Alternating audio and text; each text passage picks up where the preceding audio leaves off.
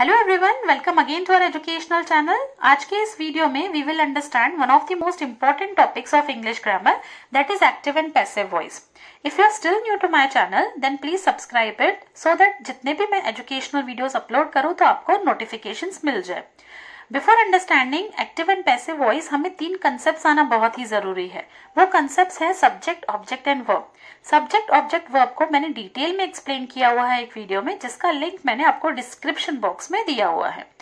Active and passive voice में interchange पढ़ने से पहले, एक्टिव से पैसिव में कैसे इंटरचेंज किया जाता है वो पढ़ने से पहले एक्टिव एंड पैसिव वॉइस क्या होता है हम क्विकली देख लेते हैं।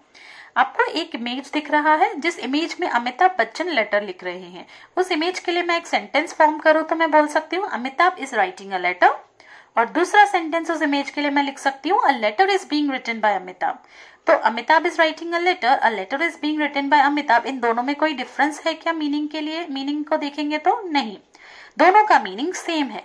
पहला सेंटेंस बोलता है कि अमिताभ लेटर लिख रहे हैं, दूसरा सेंटेंस बोल रहा है कि लेटर अमिताभ के द्वारा लिखा जा रहा है। दोनों का बोलने का तरीका is different but meaning is same. ठीक है, फर्स्ट सेंटेंस अगर हम देखेंगे तो इसमें जो सब्जेक्ट है, मतलब कर्ता जो काम कर रहा है, जिसे हम सब्जेक्ट बोलते हैं, वो अमिताभ है। राइटिंग लेटर है क्योंकि राइटिंग काम हो रहा है, और काम किस पे हो रहा है? लेटर पे। तो लेटर क्या हुआ हमारा? ऑब्जेक्ट। ठीक है, तो सब्जेक्ट पहले लिखा गया है और सब्जेक्ट जो है वो काम कर रहा है। सब्जेक्ट के बारे में हमें पहले ही इंफॉर्मेशन मिल रही है, सब्जेक्ट एक्टिव है इसमें, तो ये एक्टिव वॉइस है। नेक्स्ट अगर हम देखेंगे जो सेंटेंस दूसरा लिखा हुआ है letter is being written by Amitabh, इसमें पहले लेटर पे फोकस किया हुआ है, पहले अमिताभ पे फोकस नहीं किया है, यहाँ पे लेटर में फोकस किया है। सेकंड सेंटेंस में जो सब्जेक्ट है वो रेसिपिएंट है, रिसीवर है, एक्टिव नहीं है, वो रिसीवर है, वो पैसिव है। ठीक है, तो इसलिए दूसरा वाला सेंटेंस जो है पैसिव है। और इजी तरीके से अगर आपको पहचानना है एक्टिव और पैसिव वॉइस, तो अगर आप देखोगे तो पैसिव वॉइस में हमेशा एक एलिमेंट आता है, वो एलिमेंट है B Y by. Passive voice में देखोगे तो हमेशा बाय आता ही है। ठीक है, अभी हम इंटरचेंज करना समझते हैं कि कैसे एक एक्टिव सेंटेंस को हम पैसिव में चेंज कर सकते हैं। बहुत ही सिंपल है, ये ध्यान से सुनिएगा। सिर्फ 3 रूल्स लगते हैं इसमें, एक्टिव से पैसिव करने के लिए सिर्फ 3 कॉमन मेन रूल्स लगते हैं जिसको हमें ध्यान देना है। ठीक है, तो ध्यान से सुनिए। सबसे पहला रूल है, मैंने सब्जेक्ट ऑब्जेक्ट वर्ब आपको क्लियर कर दिया है, नहीं क्लियर है तो आप वो वीडियो देख लीजिए। मैं यहाँ पे क्विकली बता देती हूँ एक बार सब्जेक्ट ऑब्जेक्ट वर्ब क्या होता है। सब्जेक्ट क्या होता है? जो इंसान काम कर रहा है, कर्ता को हम सब्जेक्ट बोलते हैं, और जो काम हो रहा है वो वर्ब है, और जिसपे काम हो रहा है वो ऑब्जेक्ट होता है। ठीक है, यहाँ पे एक सेंटेंस दिया है the cashier counted the money. यहाँ पे काम कौन कर रहा है? कैशियर, तो कैशियर सब्जेक्ट है। काउंटेड, काम क्या हो रहा है? काउंटिंग का, तो काउंटिंग वर्ब है। और काम किस पे हो रहा है? क्या काउंट करने का काम कर रहे हैं? मनी, पैसा, तो पैसा क्या है? ऑब्जेक्ट है। ठीक है, तो सबसे पहला रूल है हमारा, जो सब्जेक्ट है पैसिव में चेंज करने के लिए सब्जेक्ट को पीछे लेके जाइए और ऑब्जेक्ट को आप आगे लेके आइए। ठीक है, सब्जेक्ट को पीछे लेके जाएंगे और ऑब्जेक्ट को आगे लेके आएंगे, मतलब मनी आगे आ जाएगा और कैशियर पीछे चला जाएगा। कैशियर के साथ आप बाय डाल दोगे, बाय द कैशियर। याद रखिए मैंने आपको बोला पैसिव वॉइस में एलिमेंट आता है बाय हमेशा। ठीक है, तो ये था हमारा फर्स्ट रूल। फर्स्ट रूल क्या है? सब्जेक्ट हम पीछे लेके जाएंगे और ऑब्जेक्ट को हम आगे लेके आएंगे। एक्टिव से पैसिव करने का सबसे पहला एंड इजी रूल। दूसरा, एक्टिव से पैसिव करने का इजी रूल। हाँ, एक बात मैं आपको बता दूं कि जब आप सब्जेक्ट को आगे लेके आओगे, कैशियर को आगे लेके आओगे, तो यहाँ पे अगर प्रोनाउन रहेगा, मतलब अगर ऐसा रहेगा I am eating an apple, तो आप एप्पल को आगे लेके आओगे और सब्जेक्ट को पीछे लेके जाओगे, तो आई को जब आप पीछे लेके जाओगे तो वो बन जाएगा बाय मी। इसी तरीके से बाकी के भी जो प्रोनाउंस हैं वो चेंज होंगे, जैसे ही जो है वो हिम में चेंज हो जाएगा, शी हर में चेंज हो जाएगा, वी अस में चेंज हो जाएगा, इट सेम रहेगा। ठीक है, इस तरीके से कुछ चेंजेस होंगे हमारे सब्जेक्ट में फर्स्ट रूल अप्लाई करते वक्त। तो फर्स्ट रूल सबको अच्छे से समझ में आ गया कि हम सब्जेक्ट को पीछे लेके जाएंगे और ऑब्जेक्ट को आगे लेके आएंगे। कब लेके आएंगे? जब एक्टिव से पैसिव में चेंज करना है। दूसरा रूल जो एक्टिव से पैसिव में चेंज करते वक्त लगेगा वो रूल है हेल्पिंग वर्ब का। पैसिव वॉइस में हेल्पिंग वर्ब आता है हमेशा। वो हेल्पिंग वर्ब कैसे लिखेंगे हम? अगर सेंटेंस प्रेजेंट टेंस में है तो हेल्पिंग वर्ब आएगा इज या तो आर। अगर सेंटेंस पास्ट टेंस में है तो हेल्पिंग वर्ब आएगा वॉज या तो वर। अगर एक्टिव वॉइस में ऑलरेडी हेल्पिंग वर्ब दिया है तो आप तो सेम ही लिखोगे, तो टेंशन की जरूरत ही नहीं, आपको सोचना ही नहीं है, सेकंड थॉट देना ही नहीं है। पर अगर हेल्पिंग वर्ब नहीं है तो आपको देखना है कि क्या एक्टिव वॉइस का सेंटेंस प्रेजेंट टेंस में है कि पास्ट टेंस में है। प्रेजेंट टेंस में होगा तो आप इज या आर यूज करोगे, पास्ट टेंस में होगा तो वॉज या वर यूज करोगे। हमने जो एग्जाम्पल लिया था वो एग्जाम्पल देख लेते हैं। The cashier counted the money, first rule already लगाया हुआ है इसमें, मैंने ऑब्जेक्ट को आगे लेके आई हूँ, सब्जेक्ट को पीछे लेके गई हूँ। ये जो सेंटेंस है काउंटेड, ईडी है उसमें, देखो ईडी वाले सेंटेंस पास्ट टेंस पे होते हैं, ये हमें पता है, तो ये सेंटेंस पास्ट टेंस में है तो वॉज आएगा। ठीक है, द मनी वॉज। दूसरा रूल हमने लगा दिया हेल्पिंग वर्ब का कि हेल्पिंग वर्ब लगा लो भैया ध्यान से। अगर सेंटेंस में, एक्टिव सेंटेंस में ऑलरेडी हेल्पिंग वर्ब है तो आपको टेंशन लेने की जरूरत नहीं है। Next rule number 3, third form of main verb. हमें अभी third form of main verb लगाना है जब हम पैसिव वॉइस में सेंटेंस लिख रहे हैं। जैसे क्वेश्चन में दिया है the cashier counted the money, और आंसर में हमें लिखना है, फर्स्ट रूल हमने लगाया द मनी और by the cashier, first rule. Second rule helping verb, question present past tense में है तो हम हेल्पिंग वर्ब लगाया था, पास्ट टेंस का वॉज। ठीक है, तीसरा और आखिरी मेन रूल कौन सा है, counted, third form of main verb. Verb कौन सा है, काउंटेड, काउंटेड का थर्ड फॉर्म होता है काउंटेड। जैसे अगर वर्ब दिया जाएगा टेक तो थर्ड फॉर्म टेक का रहेगा टेकन, टेक, टुक, टेकन। ठीक है, गिव, गेव, गिवन, गिव का थर्ड फॉर्म होगा गिवन, तो यहाँ पे काउंटेड का थर्ड फॉर्म काउंटेड, काउंट का थर्ड फॉर्म काउंटेड ही है तो काउंटेड लिखा है। तो आंसर हमारा पैसिव वॉइस का आया the money was counted bye the cashier. Clear, ये 3 रूल सबको याद पड़ गया। मैं एक क्विक रिवीजन देती हूँ तीनों रूल का। फर्स्ट रूल था हमारा सब्जेक्ट और ऑब्जेक्ट का प्लेस चेंज कर दो, दूसरा रूल हेल्पिंग वर्ब यूज कर दो, और तीसरा रूल हमें थर्ड फॉर्म यूज करना है वर्ब का। ठीक है, आगे हम बढ़ते हैं। 2 और एक्स्ट्रा रूल्स हैं बट वो ओकेजनली लगते हैं, कुछ केसेस में लगते हैं। कैसे, कब लगेंगे वो मैं आपको बता देती हूँ। Fourth rule is use being in passive voice जब वर्ब के साथ आईएनजी होगा इन एन एक्टिव वॉइस। आपको सेंटेंस दिख रहा है Amitabh is writing a letter, इसमें लेटर ऑब्जेक्ट है, लेटर आगे आ जाएगा, अमिताभ पीछे चला जाएगा, first rule. Second rule helping verb already question में दिया हुआ है तो हम आंसर में भी इज लिखेंगे। थर्ड रूल राइटिंग का third form of verb written, write, wrote, written, तो रिटन आएगा। 3 रूल लगा लिए फिर भी सेंटेंस पूरा नहीं हुआ है पैसिव का। क्यों, क्योंकि एक्टिव वॉइस जो है उसमें वर्ब के साथ पीछे आईएनजी दिया है, सफिक्स दिया है आईएनजी। तो अगर question active voice ING, active voice continuous tense में है मतलब आईएनजी है, तो आप पैसिव वॉइस में बीईआईएनजी बीइंग लिखोगे। ठीक है, थर्ड फॉर्म ऑफ वर्ब के पहले बीइंग लिखोगे, बीईआईएनजी बीइंग। क्लियर, समझ में आया।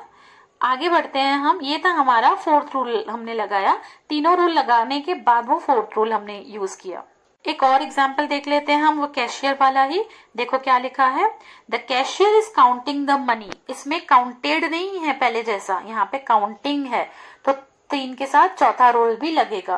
पहला रूल लगाएंगे, मनी आगे आएगा और कैशियर पीछे जाएगा, by the cashier.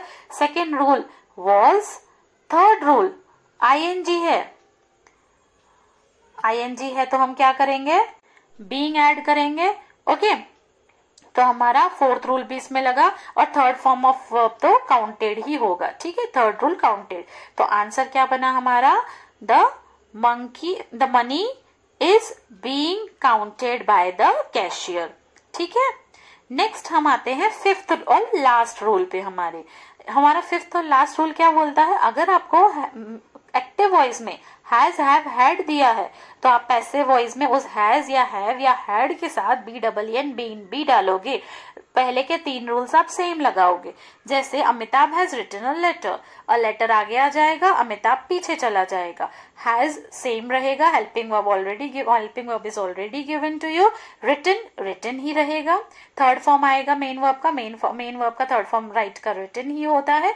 Fourth rule, next fifth rule हमारा BEEN, बीन यहाँ पे ऐड होगा। ठीक है, तो answer in passive voice will be a letter has been written by Amitabh. ऊपर इज था इसलिए हैज हैव हैड नहीं था इसलिए हमने बीन नहीं लगाया, आईएनजी था इसलिए बीइंग लगाया। यहाँ पे हैज है इसलिए बीन लगाएंगे। ठीक है, तो ये था हमारा एक्टिव से पैसिव में चेंज करने का रूल्स। यही रूल्स लगते हैं आगे भी। हर सेंटेंस में, बट ये तो सेंटेंसेस हमने किए ना वो असर्टिव सेंटेंस थे, सिंपल सेंटेंस थे। मैंने टाइप्स ऑफ सेंटेंसेस के ऊपर भी एक वीडियो किया है जिसमें डिटेल में एक्सप्लेन किया है कि assertive sentence, imperative sentence, interrogative sentence क्या होता है, उसका लिंक भी मैंने डिस्क्रिप्शन बॉक्स में दिया हुआ है। तो यहाँ पे हम आगे बढ़ते हैं। अगर ऐसा सिंपल सेंटेंस ना आके, असर्टिव सेंटेंस ना आके, अगर आपको इंपरेटिव सेंटेंस आ गया तो आप कैसे चेंज करोगे एक्टिव से पैसिव में? ये रूल्स तो लगेंगे जैसे हैं, बट थोड़े से माइनर चेंजेस होंगे। कैसे? देखो, interchange of voice in case of imperative sentence. तो what is an imperative sentence, ये हम समझेंगे। इंपरेटिव सेंटेंस क्या होता है? जिसमें आपको इंस्ट्रक्शंस दिए जाते हैं या ऑर्डर दिया जाता है, जैसे मतलब रिक्वेस्ट किया जाता है या ऑर्डर दिया जाता है। जैसे यहाँ पे दिया है wipe your hands and legs, अपने हाथ मुंह धो लो।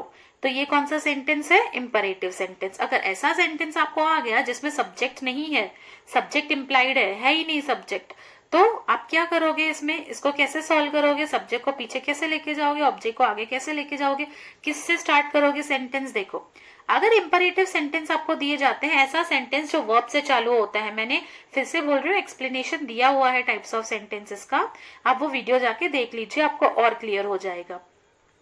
तो ये जो सेंटेंस है wipe your hands and legs, इसको आप पैसिव में कैसे चेंज करोगे?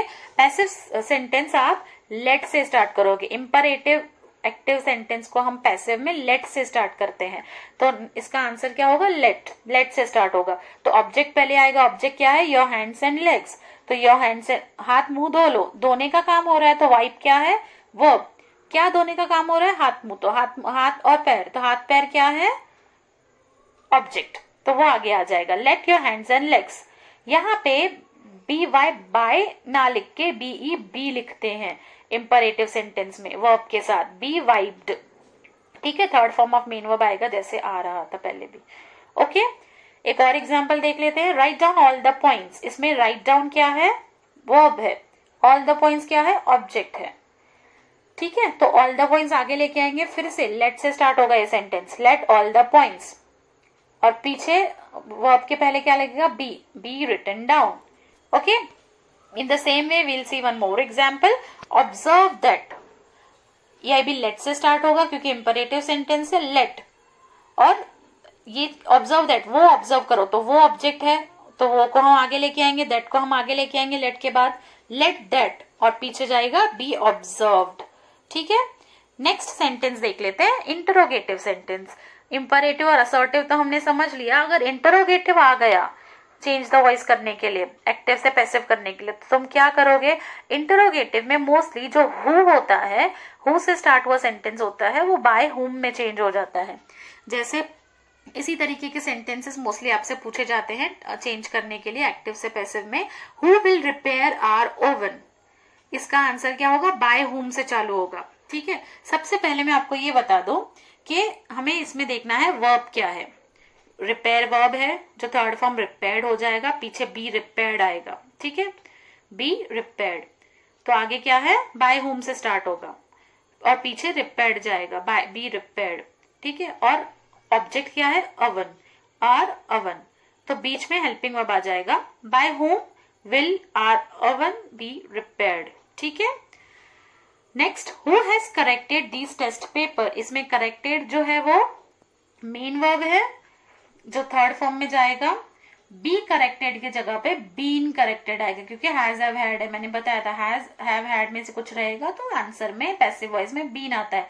तो ये पैसिव वॉइस भी बाय हुम से स्टार्ट होगा, बाय हु कन्वर्ट हो जाएगा बाय हुम, हैज कन्वर्ट हो जाएगा हैव में। ठीक है, क्योंकि टेस्ट पेपर्स प्लूरल फॉर्म है। By whom have these test papers object है, बीन करेक्टेड। क्लियर? ये स्टूडेंट्स आपको अभी समझ में आ गया हम कैसे इंटरोगेटिव सेंटेंस, इंपरेटिव सेंटेंस और असर्टिव सेंटेंस को एक्टिव से पैसिव में चेंज करेंगे। अगर आपको कोई और वीडियो और ग्रामर टॉपिक में डाउट है या और ग्रामर टॉपिक का एक्सप्लेनेशन चाहिए तो आप मुझे कमेंट सेक्शन में बता दीजिए। मेरे वीडियो को लाइक कीजिए, शेयर कीजिए और मेरे चैनल को सब्सक्राइब कीजिए। Thank you so much for watching. I hope आपको ये वीडियो समझ में आया होगा। Once again thank you so much for watching.